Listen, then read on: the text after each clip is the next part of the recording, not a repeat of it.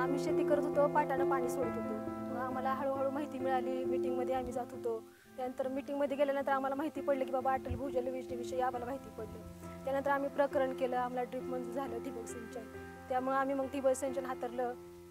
ठिबक सिंचन हाताळल्यानंतर आम्हाला कमीत कमी पाण्यामध्ये जास्तीत जास्त आम्ही उत्पन्न घेऊ लागलो. पहिला आम्ही शेतामध्ये पिकं घेत होतो, त्यावेळेस कांदा, टोमॅटो, मिरची, मग ह्यांना पाटानं पाणी द्यायचं. आम्ही पाटानं पाणी दिल्यानंतर काय व्हायचं, पाणी जास्त लागायचं आणि लगेच कोरडं पडायचं. कारण का ओलं राहायचं, 2-4 दिवस ओलं राहायचं आणि लगेच कोरडं पडायचं.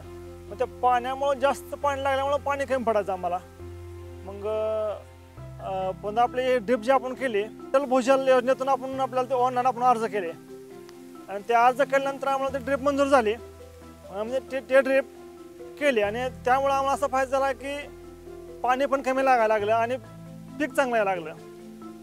एकूण असा फायदा झाला की इथं एक एकर जायची 2 एकर पिकायला लागलं, कारण का ड्रीपमुळे पाणी मोजकं लागायला लागलं.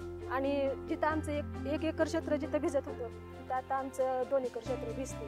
आता आम्ही गवारीचं लागण केले आणि खतामध्ये ती लागण केलेली आहे. अशा प्रकारे आम्हाला वेळ पण कमी लागतो ड्रीप सिंचनामुळं.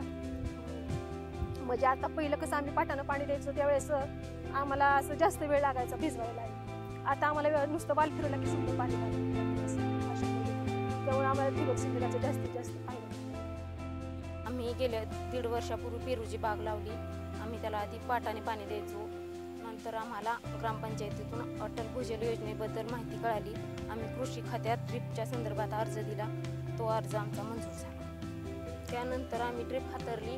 त्याच्यामुळे बोरच्या पाण्याचा कमी प्रमाणात वापर होऊ लागला आणि ड्रीप केल्यामुळे आम्हाला कमी पाण्यात चांगलं उत्पन्न मिळालं.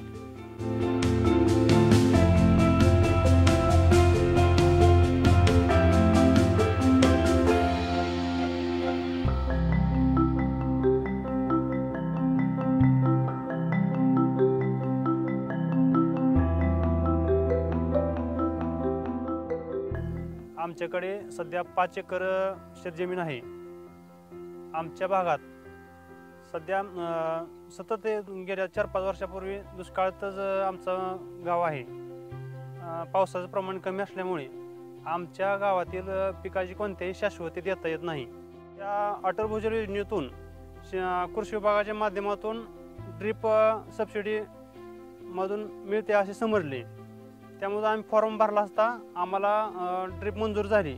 मग आम्ही पूर्ण 3 एकराला 5 एकरापैकी 3 एकराला आम्ही ड्रीप केली. मग त्यामधून आम्ही आता तूर पीक हे केले आहे. सध्या पूर्वी काय व्हायचं, आमचं पाटपाण्याने आम्ही भिजवत असे. मग 5 एकरापैकी आम्हाला 10 गुंठ्यांनी आम्हाला भरणे होत असे. मग आता सध्या आम्ही ड्रीप केल्यामुळे आता आम्ही 2 एकर तूर ह्या पिकाची लागवड केली आणि पाणी पण आता बचत झाली. पाणी पण कमी लागतंय आणि पीक पण चांगलं आहे आता. त्याचप्रमाणे आम्हाला अटल भूजलच्या माध्यमातून शेतीपूरक व्यवसाय करण्यासाठी, जनावरे शेळीपालन हे करण्यासाठी आम्हाला माहिती मिळाली. मग आम्ही पशुखाद्य म्हणून ड्रीपद्वारेच लागवड केली. दशरथ घास, सुपर नेपियर आणि मार्वेल गवत याची आम्ही 1 एकरावर ड्रीपच्या माध्यमातून लागवड केली. आता आम्हाला चारा पण भरपूर झाला आहे आणि जनावरांसाठी आम्हाला आता काय चाऱ्याची टंचाई भासत नाही.